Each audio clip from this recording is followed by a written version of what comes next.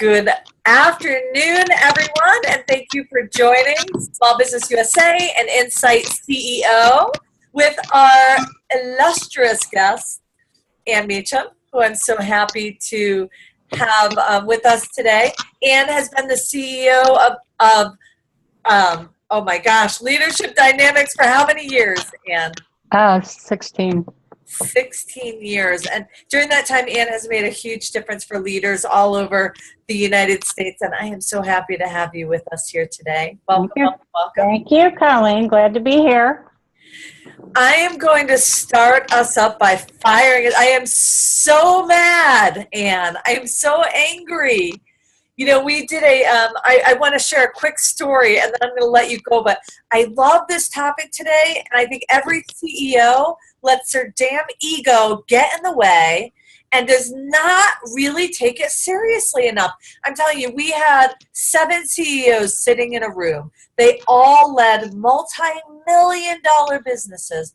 Every single one of them was saying, we need lean accountability. We need Six Sigma. We need to restructure how we do things to be more efficient, faster, be more productive, and drive more profitability. So we go to these 7 leaders, and we host something called an opinion survey, which if every company is not doing it, they should absolutely do that.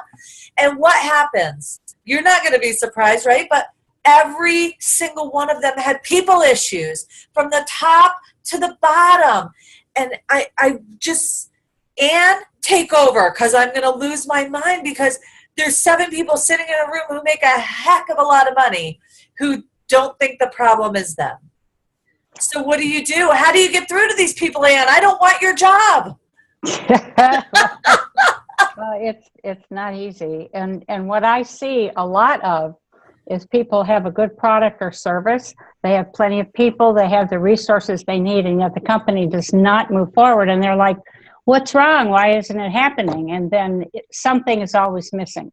And more often than not, it's that their people are not happy. They're not, I hate to use the word engaged, but they're not like paying attention and doing the best they can do at work. There's a survey that Gallup did, 3,300 people around the world, so it wasn't just our country, said that they surveyed the employees, who said 30% of them said that they were actively engaged at work, meaning they like it, they show up, they support the company. 30%. 50% were just like sliding along, go along to get along, probably doing emails at work and surfing the net. And then 20% are actually actively disengaged, where they're grousing about things at the water cooler, they're driving away customers. And so that's what I see. I see a lot of it. Let me tell you, Ann, I love that. Actively engaged, actively disengaged. People CEOs don't spend enough time thinking about what that actually means to them. You know, I can give you a list of CEOs that I've worked with who have said, listen, I give them a paycheck. If they don't want their paycheck, they can go somewhere else. Yep, I can have that too, and I've had them say to me, and these are sometimes CEOs that I'm coaching, who say, you know, they're just doing their job. Why should I thank them for doing their job or acknowledge a job well done? And I'm just treating them like babies if I do that. Literally, babies came out of his mouth. Now that company was not thriving, I have to say. And we eventually got it to turn around by taking this CEO and get him to focus on something else, because even though he went through coaching, he just wasn't willing to change. And he was abusive to the staff. It was a small company, it was 21 people, and he'd yell at them and tell them that I know you're not going to do this, and you're just too stupid, it was amazing. So then somebody else took over, and then the company started to thrive. You know, I want to talk about takeovers in a minute and driving change in a minute, because I think that's a really important conversation. But it's so funny. I had a CEO not too long ago say, you know, we have Small Business USA and Insight CEO. So Insight CEO is for larger companies. But I got to tell you, if you have less than 500 employees, you're still operating in a small business space.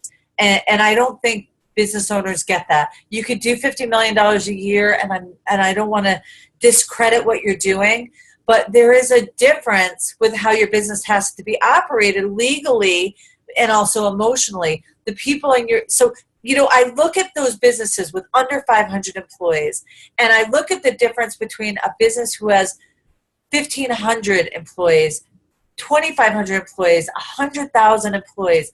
And the higher you go in employee count, the more the CEOs and CFOs get it. There was a statistic not too long ago that CFOs, more than 50% of CFOs in Fortune 500 companies still did not understand the value and return on investment and engagement.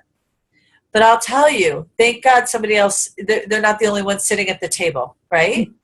Yeah. But if you look at businesses that are successful, if for no other reason, CEOs, put your ego aside, right? And so look at the businesses that are super successful. They have wellness initiatives, appreciation initiatives. They get the value of that engagement. And like, I know that you have a million statistics on how expensive it is to hire somebody. Yep. And we don't, when you're a small business owner, I think of just a VA. We had a VA, our virtual assistant that I hired when I first started Small Business USA. Unfortunately, had some pregnancy complications and some challenges, and she had to leave for health reasons.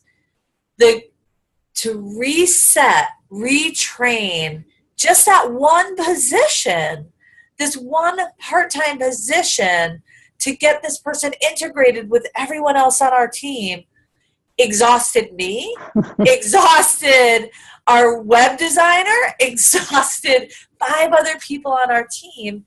And he's amazing. He's a great employee. I'm so happy to have him. But I'm going to tell you, I appreciate the heck out of this 20-hour-a-week position, because you feel the pain. But also, I think about all of the time and money that was lost just for me. And that adds up. Well, you lose momentum also. Oh, my gosh, you're right. Yeah. And also in a lot of companies, when there's turnover like that, they lose customers because the customer's not getting the service they're used to. And the person who's on the way out sometimes is rude to them, and then they're just like, they're gone. And I have a client here in Connecticut that lost a big customer. No, I'm sorry, that wasn't because of turnover. That's because of the way they were treated by somebody in the company, which was a different issue. I look at that actively disengaged number. Where did you say it is? 30%? 20%. 20%. Actively disengaged. These are people that are not working, are sucking your payroll, are actively looking for another job.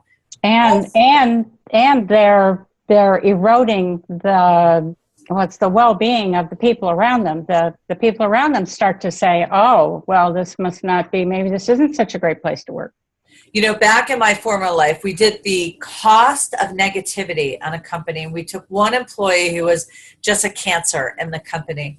And we measured that person, how many hours they spent complaining, how much time they spent of the bosses, how much time they spent complaining to other employees, how much time those other employees spent repeating the conversation to someone else. We didn't even take the erosion of morale and productivity. We just took the sheer dollar amount of having all of these people pay attention to the same conversations, the same negativity, and it was 6 times that person's salary. 6.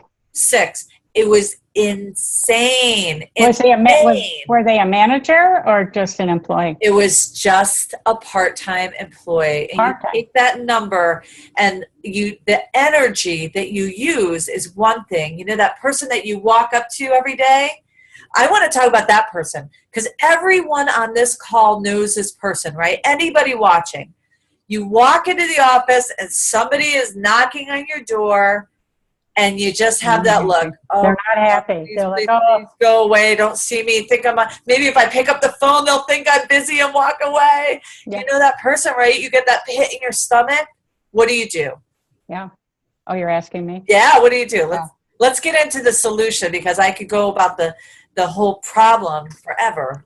Yeah, to me, and to our topic today is about accountability, that getting results from your people. And so, if I'm that person's manager, or leader, then I can work with them. And the thing that really comes out over and over again is we need to give people feedback, and we need to give it to them on a regular basis. So you can't wait until review time. You can't wait until even a month. You need to, on a regular basis, say, here's what you're doing well and here's what you're not doing well. So if I'm that person's colleague and I don't have, that say over them, then I'm like, oh, you don't put down the phone. You're like too busy to talk to them, because what are you going to do? And I've worked with people who come in the door and you say, how are you? Hi, how are you? And they go, oh, well, I'm here, aren't I? And they're like, they're Eeyores. They're Eeyores.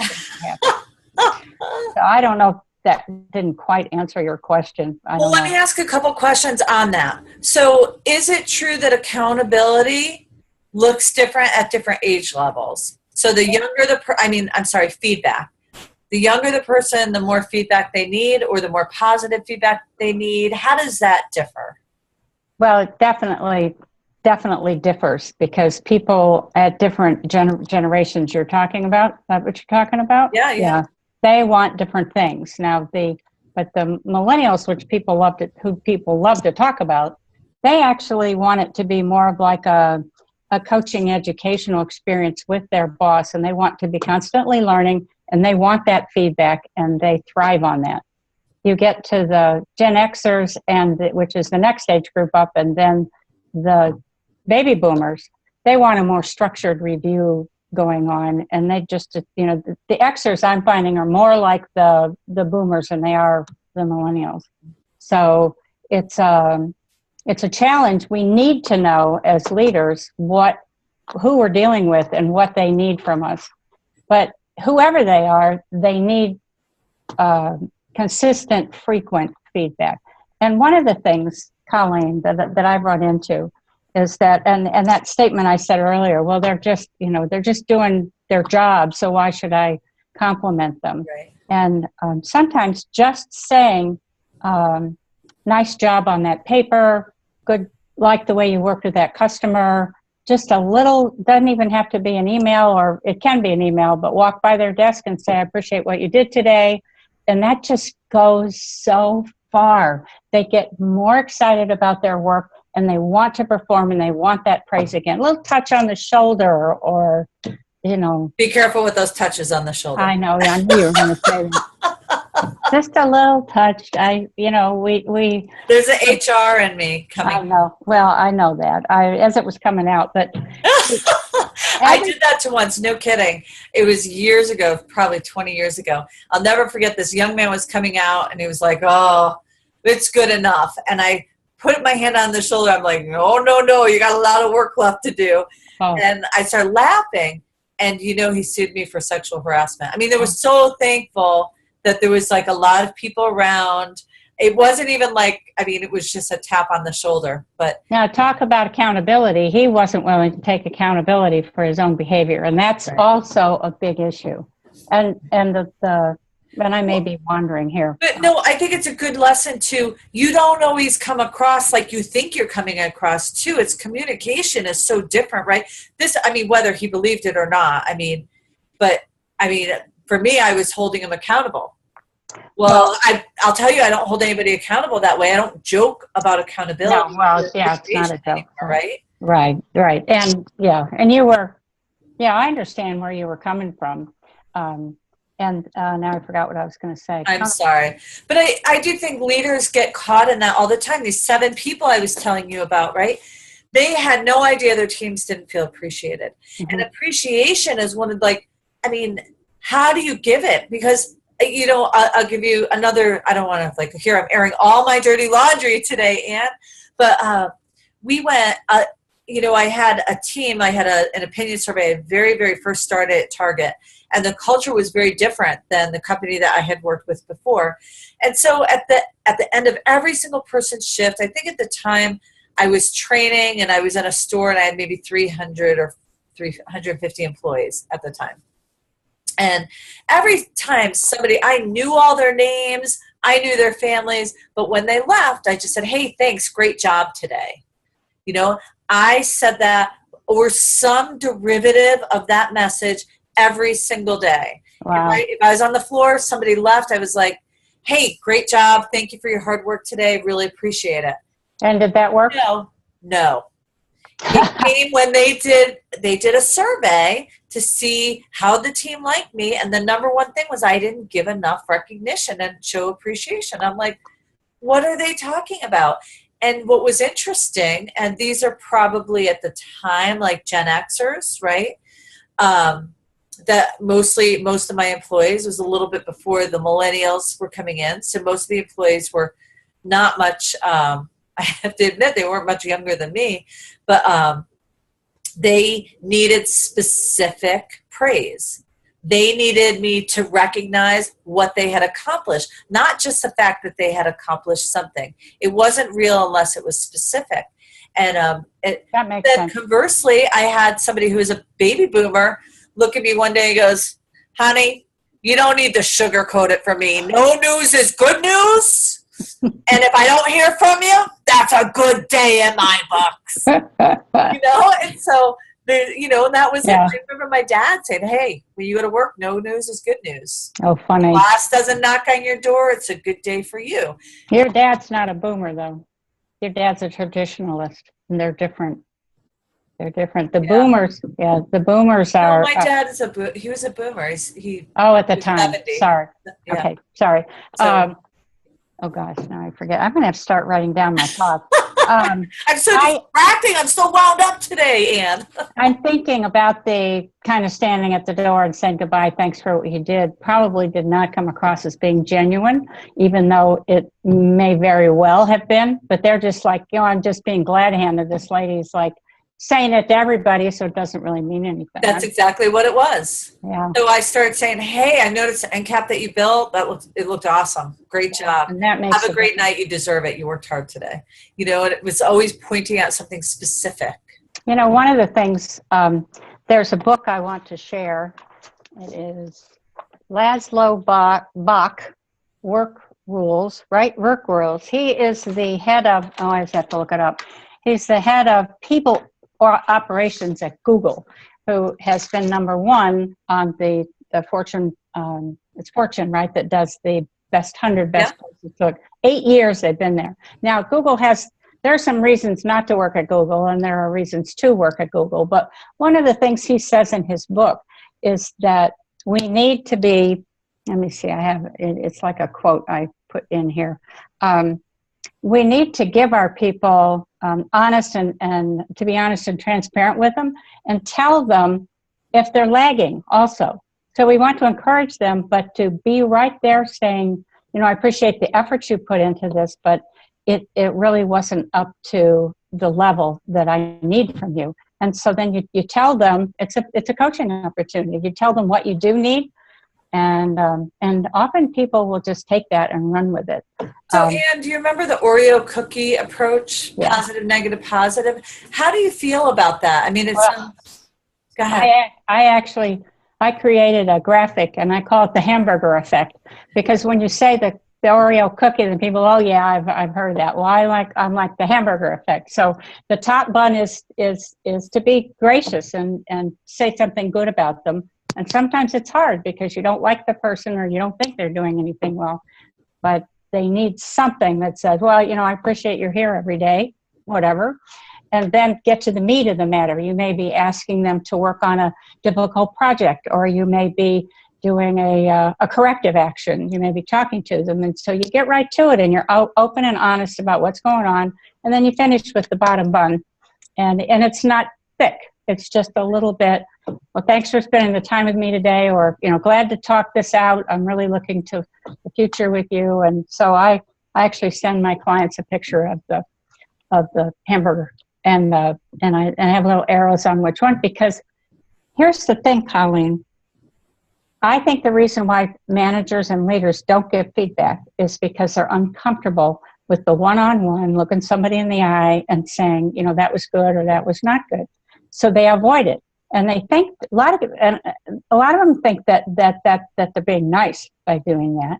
And another client, a small manufacturing firm that I worked with for about 8 months last year. The CEO there, owner and CEO, had been there 20-some years. Some of his people had been there 25, 27 years. Right. He had never had reviews. He never held anybody accountable. So I got involved because his son came to work there, who's 31, and he wasn't putting up with any of that stuff. So these two were like this on it, and Dad was very, very stuck on it. So the younger one, the millennial, pushed until Dad gave in on some of the people, and he was able to move some of the long-timers, poor performers out and bring in new people. And the company was much better. It hasn't been long enough to say they've actually grown, but they are much better. More profitable, I would assume. Definitely, because the son was able to take their production end and do the job with half the people who were there before, so that those salaries were gone. We see that a lot in generational businesses that have been passed down from generation to generation. But I think what you talked about is something where we started this call. There's that ego involved with the CEO that said, I've been doing it and I got it this far because forgive me, but because I'm so great, because I know how to get it done, right? And who do you think you are to come in and change me? Right. And I think it's also a reason that people don't, how to lead your team. I was sharing with you, and this is totally unrelated, but I was sharing with you, I had a bunch of moms on a call for one of our other businesses in a focus group. And 50% of kids right now will not finish college. 50% of the incoming freshman class will not finish college. So here's this big focus group of parents whose children just went to college, and every one of them told me they were the perfect parent. Yeah, of course. They all felt that they had the best conversations with their kids. That 50% would never, ever apply to them. It was unfathomable that I could have all these people on a call and nobody was interested in how to make it easier for their children. And you think, because they had it figured out. And we kind of went back with some of our therapists and talked about it after. And it was the ego that got in the way. Especially in Gen X and boomers, and you correct me if I'm wrong because you're more of an expert, that people were by saying that they're wrong, by saying they may have made a mistake, by saying maybe this isn't the best way my company should be run, they become vulnerable. Yeah. And it's older generations, that vulnerability is something that their employees can kick in on. And I don't know what they expect them to do with that vulnerability, except say, God, I'm so glad my boss is human. Let's help him be better. But you know what? Talk to me about that, because I'm sure you see it. Oh, all the time. But how do you know if it's you that I'm talking about? Yeah. The questions that I ask when I'm approaching people to do business with them are you happy with the results you're getting? And do you have any turnover? Those are the two main items. Are your projects late, or do they lose money? Do you have a problem with scope creep where they can't manage it and they end up having to eat the profits? And but sometimes, Colleen, that doesn't even help. I ask the questions and they like, well, yeah, but I don't need to do anything right now. So denial is so strong. When people don't know that they don't know, they just put up a wall. And I've done that myself in life, not so much with my business or other people's businesses, but personally, it's like, I don't know what I don't know. And so then somebody has to really like smack me on the side of the head, and then I can get it. Now I lost where were we going. That's okay. I will tell you one thing for me that's been really helpful. I mean, I just had a moment the other day. I was on the phone with my coach, and he's asking all these questions, and I've got, and I'm like, I'm so proud of where the business is coming. And all of a sudden I realized in that moment, I was so focused on where we're going and we're a small business. I was so focused where we were going that I forgot about the people that were closest to me helping me get there. My new admin, I am all over him, and he's getting loved on, and he's getting my time, and feels appreciated. I think, he's always like, I've never worked for anyone like you. He's so happy. And then I think about, Brian Kerrigan, right? Brian Kerrigan is just such a force in this business and so valuable. And I think about, when was the last time I really made sure he understood he was appreciated and I value him? I mean, I say it, but just like those guys walking out of the store, hey, thanks. I really appreciate you. Great job. I don't know what I'd do without you. Yeah. That's not true appreciation. I realized that I was, I think sometimes you need that mirror in front of you, and that's why our board meetings are so good for CEOs. Yeah. Everybody wakes up and has that mirror moment where they're like, oh crap, I'm not done that. I need to add this to my list. But sometimes the people that are closest to you don't get the appreciation. They get the appreciation last because you're so comfortable with them. You just count on them. You count on them. Yeah. And what could happen? How could your company be if you were leading by example with them first? Right. I like to write little articles all the time. I'm thinking I need to write a book because I have a whole bunch of these articles. But I just published one this week, 9 things that make good employees quit. And number 1 on the list is they overwork those people. So I like you. I like your work. So let me give you more work. Right. And then to your point, possibly not even tell you that you're doing a good job because you assume that they know they're good, that you value them. And that's number 1 on the list. And then not recognizing their contributions is number 2. And I'm not going to read all 9 to you, but it's well, you need to write that book. I think I do. I was going through my articles today or yesterday and today to prepare to make sure I was on target for today. And I'm like, oh yeah, you could group these over here and you could group those over there. So the book is soon. Go ahead. I'm sorry. Well, I wanted to sit on or to touch on accountability, because often the definition in people's minds is, well, they're going to hold me accountable if it doesn't go right, or my performance isn't good enough, or something fails to materialize. That's what they think of as accountability. The real accountability is somebody's choice to rise above their own circumstances. This is personal accountability. Right. And then to take ownership of whatever's going on and not blame somebody. That's the boss too.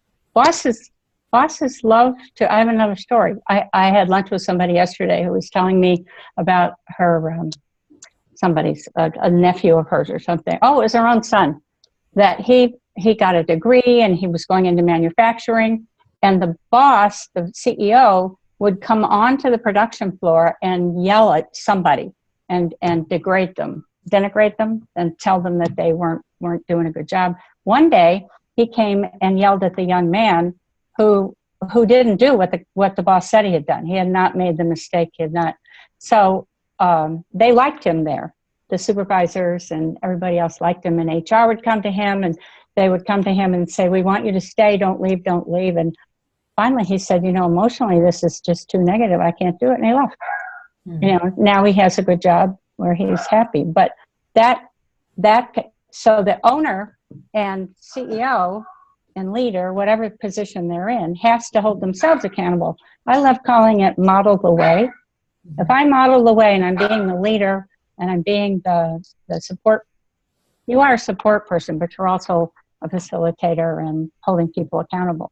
If I'm doing that for myself and I'm open to feedback, which is very key, as Jim Collins in Good to Great said, I need the brutal facts. Get the brutal facts. Know what reality is and deal with that, and don't try to blame somebody. Figure out what to do with it. Yeah, I love that. And I think it's underestimated how hard that is. They did a study at 40,000 Americans, and 93% of them said that they would not tell their boss, or even if it was a friend, if they had a bad idea. And it's really hard to burst somebody's bubble, or to tell them, it's so much easier. And it's also self-doubt comes in to play. Oh, Anne's idea isn't that good.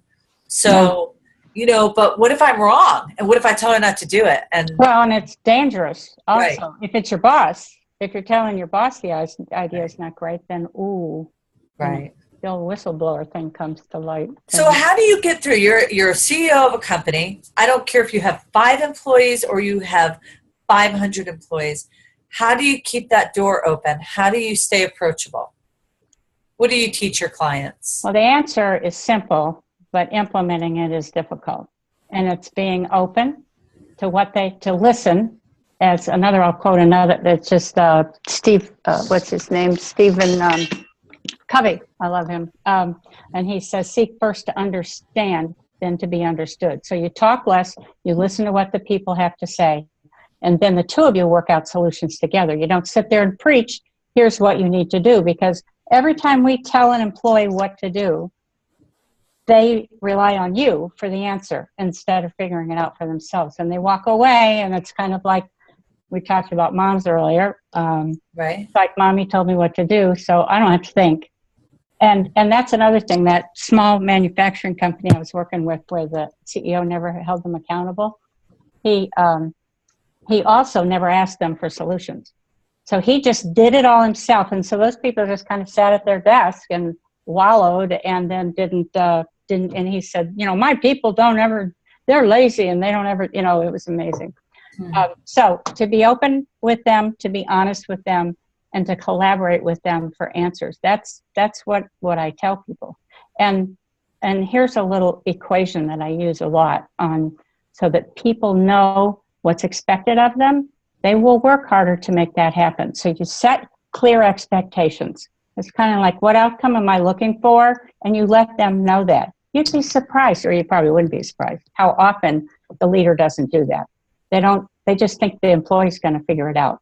So you give them the support they need, the resources, and you ask them and you check back with them periodically. How are you doing? You evaluate the results, and this is when accountability comes in. And then, I said this earlier, you recognize and reward them. So clear expectations, support them with resources, check in. Don't wait till the end of the project. Mm-hmm. Check in a week later, 10 days later, 3 hours later, depending what the deadline is, and then evaluate how it went and recognize their good work.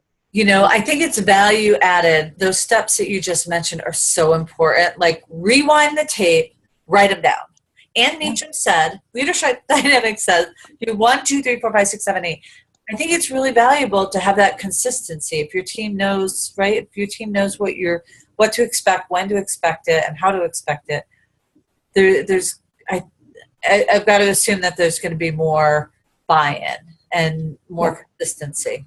And a word that I left out is planning, because so many business leaders don't have a plan going forward. They don't. So employees who work there don't know where the company's going. And everybody from I would say the janitor, the receptionist, all the way up the line, needs to know where the company's headed and what they want to accomplish. And then every one of those people contributes to that, I'll call it a vision, to that goal that they have for the company. Yeah, I think that's so much harder than you guys think. It is hard.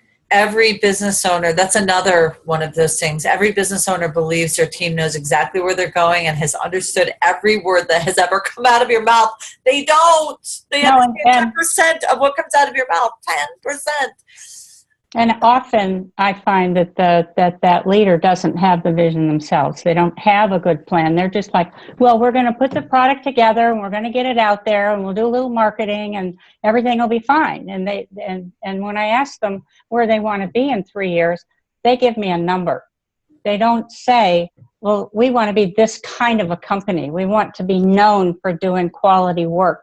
We want to be the first choice that people go to when they're looking for our service or our product. They don't do that until they meet somebody like me and let me in the door. I don't force anybody into anything. I just talk to them about where they want to be and what it's going to take to get there. And we work on it together. I love your CEO roundtables too, because it's putting all these great minds together and having them help each other and really battle out and kind of share some of the challenges that they have. So I know that you have one tomorrow, which I'm excited to be a part of. That's the one that's on, it's on Zoom, and it's Right. just for an hour, and they're, but when you have the advisory boards, I've been to some of those meetings, and the other CEOs in the room will actually say, well, that's not going to work for you. You won't you consider this? They don't ever tell anybody they're stupid or something like that. Right. But it's a great give and take. Yeah, I'm looking forward to tomorrow's roundtable. That'll be good. So let me ask you, let me bring up something current in the news that everybody's talking about. Microsoft buys LinkedIn for $26 billion. But I mean, that's not it. We see this happening every day. Like Blue Cross Blue Shield took over Aetna, or not Aetna. No, rumor. Humana, was it Humana? Oh. Then Mass Mutual took over the Hartford, and you have all these buyouts and mergers, and I will tell you, knowing a lot of the even senior executives in these companies that are being bought out, there's uncertainty. They don't know if they have a job. Right. There's concern. They don't know if they have layoffs. It doesn't matter what comes out of the head of the CEO of the company. Bill Gates could say whatever he wants. If you don't think the team in LinkedIn right now is nervous, then you're out of your mind, right? Well, the article I read this morning said that they are going to allow them to work independently. But if you've got one culture, regardless of what they say, you've got one, here's the culture, it's going to be taken over by this one. And this culture here stays there really almost forever. Even if they're like under one name now and they aren't, these people will say, well, I know that this is how they want it, but here's how I'm going to do it. And it's all the way down to how something is stapled, or, how the office looks, or how it operates, and who comes in late and who comes in early. And it's huge. And often a culture does not go away until all those old people leave, unless you've got the few enlightened ones who say, okay, I'm on board. I'll play by the new rules. Right. So let me kind of equate that to a small and medium-sized business. It is the same thing, the same feeling and emotion if you're a manufacturer and you change a line manager. Yeah. Everyone under that line manager, including his peers, are having those same emotions, right? Mm-hmm. It's a $26 billion merger or buyout, but those emotions are the same as if I got a new boss. Now, my dad was a pretty blue-collar guy.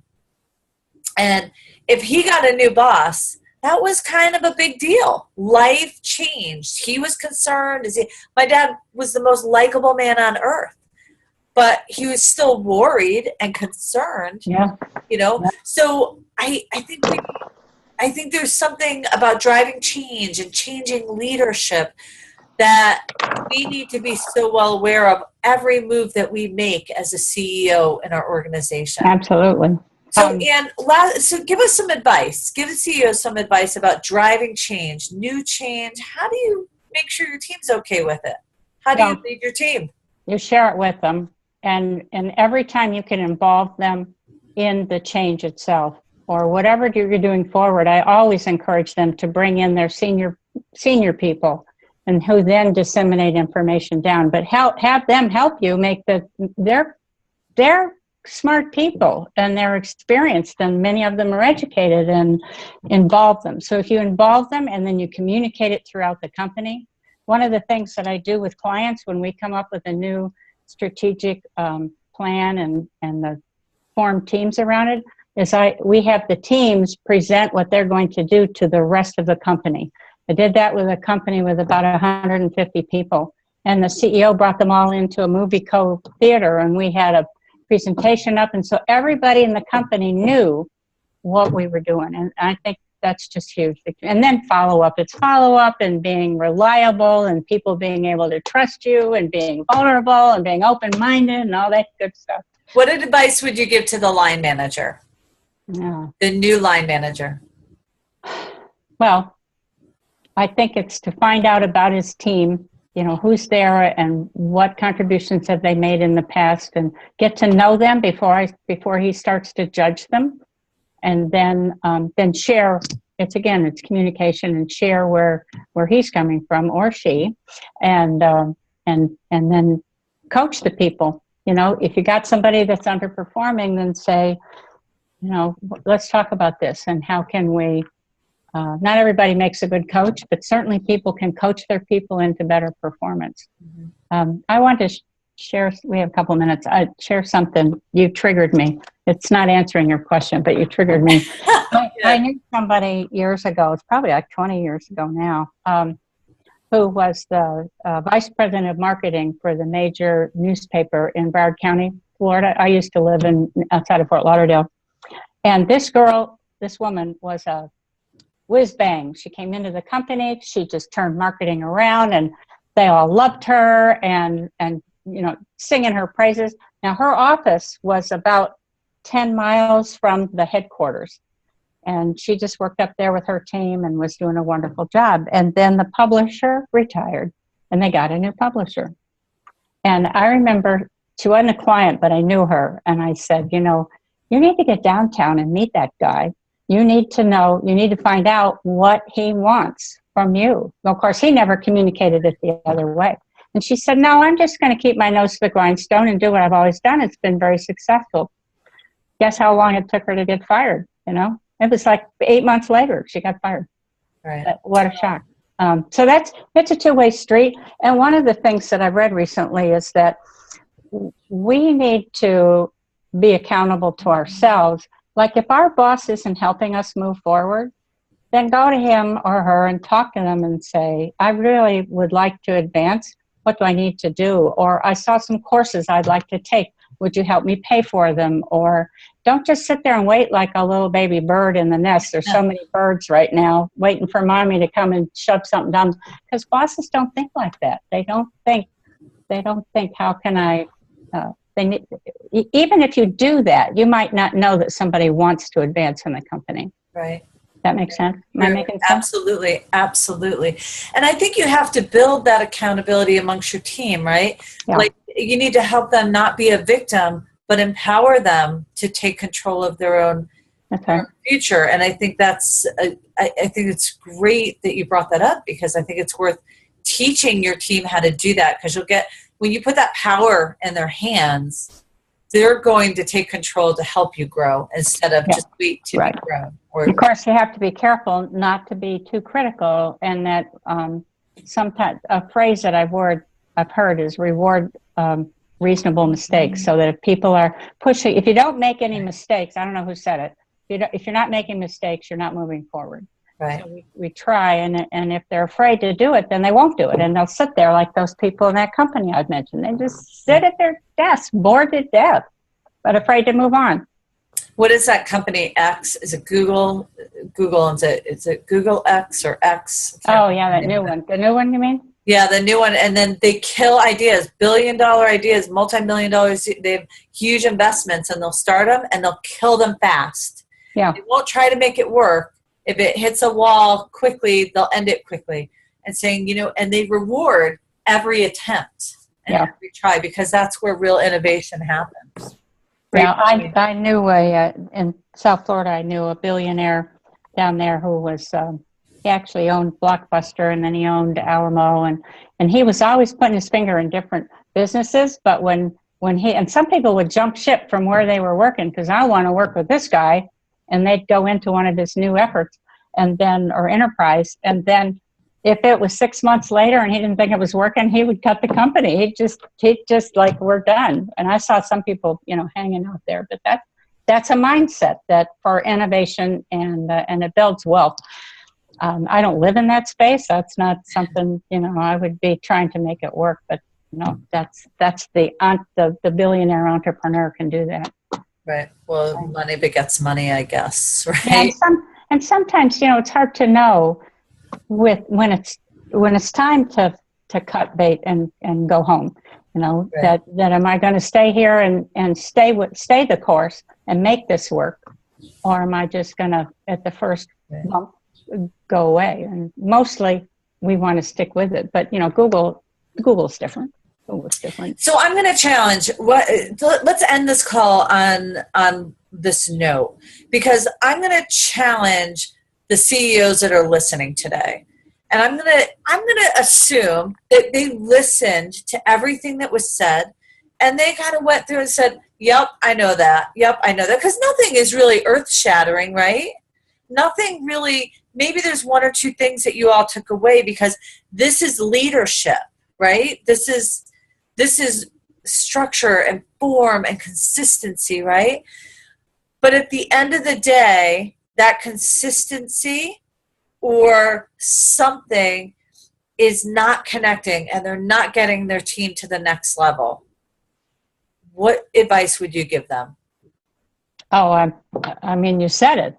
They need to be consistent and they need to be committed themselves to making it work and moving forward and always being, having that future in mind. How am I going to get there and how am I going to get my people there? And I want to mention this book again because Laszlo Bock, Work Rules. It's just, he has so many good ideas on how to, you set goals, you gather the people, you get the people feedback, you use calibration. He's big into assessments and calibration. So don't just think that it's going well. Make sure it's going. Of course, he's at Google, but so what do you mean calibrations?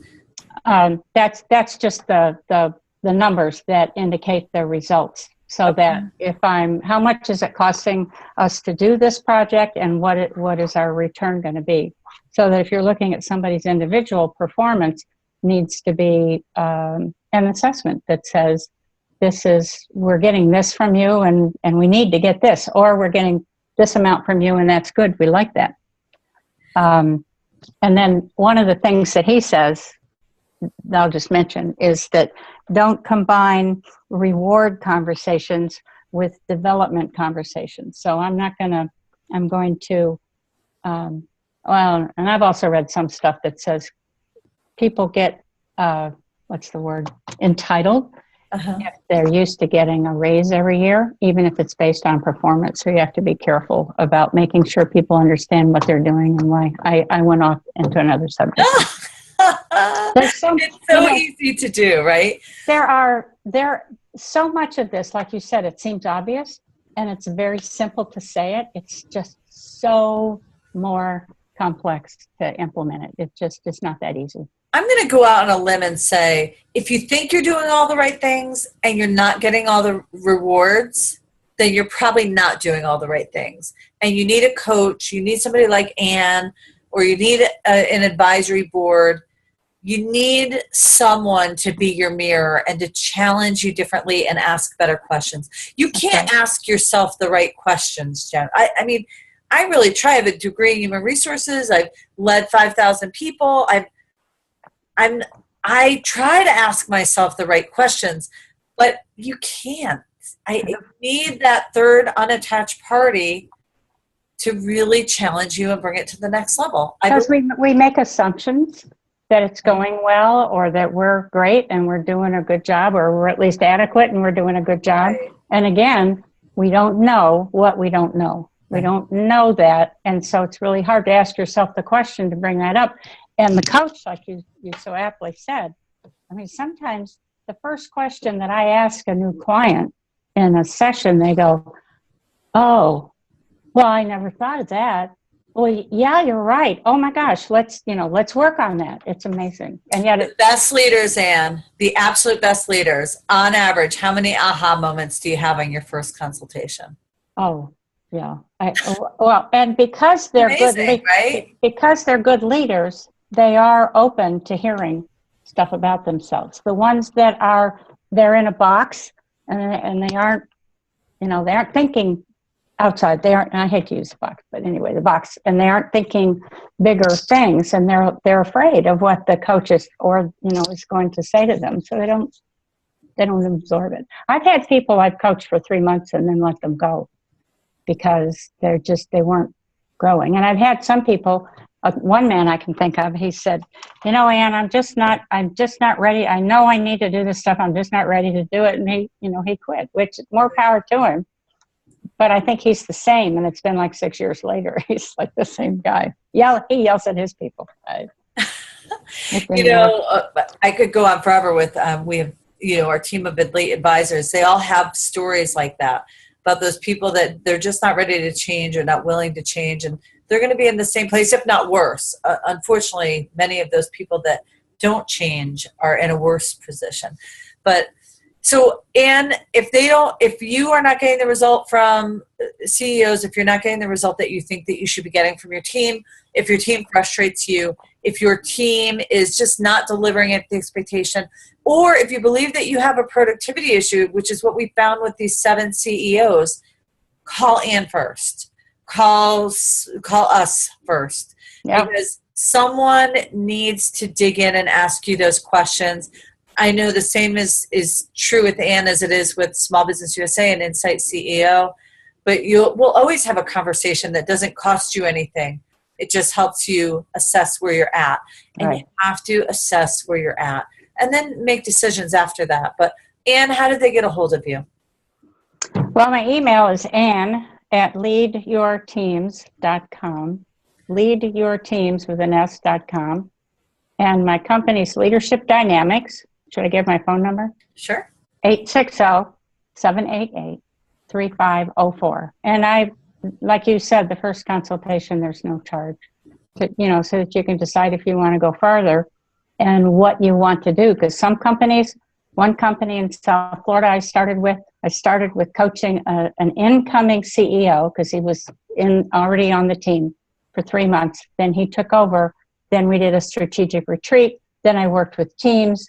Then I coached different people in the company, and they grew from $13 to $20 million in 4 years. Wow.